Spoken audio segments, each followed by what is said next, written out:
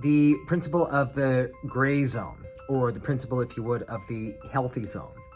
This is a really important principle because it delineates and makes a really good distinction between oftentimes where, people need to go down a medical route versus where they need to go down a health route, and why there's actually a bit of a distinction between the two. And it's not that one is right and the other is wrong. It's not that at all, but it's an appreciation for the different perspectives that we may have and why we may come about doing things differently.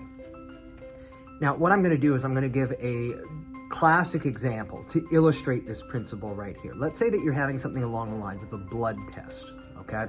So you have a normal range that's defined, say, like this. We're going to say that this one here, if you're down here, too little, and if it's farther than that, you're dealing with overt pathology.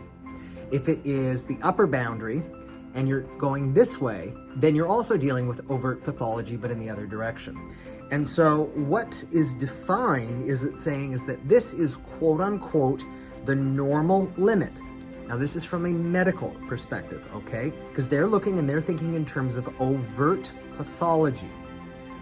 But what if I was to tell you that the vast majority of the time that the range of healthy is this? And so what we actually have, not just blood tests, but perfect example, what we have is a true range of healthy, but on either side of it, we have this gray zone.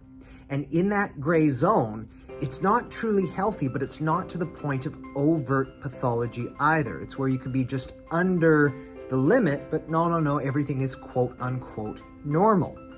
And as a consequence, from the medical perspective, because the medical profession, what is their true specialty and their understanding? It's when people are in the realm of pathology. These are the people you need to see when you are in that state. But if they say you're not, in that zone, well, then what do? And this is where a lot of times people then become confused. What am I supposed to do? Okay, if you're not in the realm of pathology, and yet you feel that something is not right in your body, it's because you are in the gray zone. And that is where you often need to take a proactive stance. And this is where you have the different kinds of healthcare professionals often looking at the things in terms of your physical well-being, your physical exercise, your body function. Is everything working right?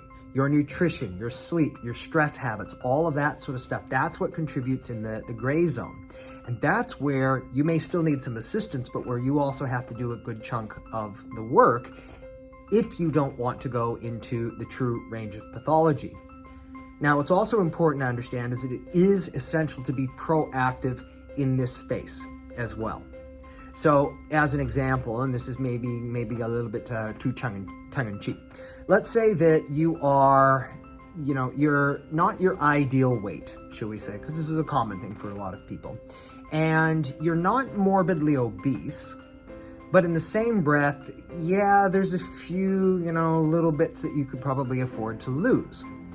Well, if you were going from this, same idea from the medical perspective, if you're not morbidly obese, it would be like saying you're not fat enough to exercise, which would kind of be silly if you think about it. Now, that's true perhaps from the medical perspective, but if you want to be healthy, of course you have to exercise. Of course you have to do the work. So simply because tests come back as saying everything is quote unquote normal, not the pathological boundary, it's always good and really good. It's essential.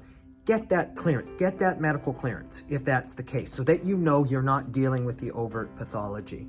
But then if you still need to figure out what it is, it means, okay, the medical route is not what I need. That's a good thing in your particular case. But now what it means is now you have to start looking at those categories of things that are ultimately necessary so that you can actually be healthy and well, so that you can get out of that gray zone and back into that true range of what is actually healthy.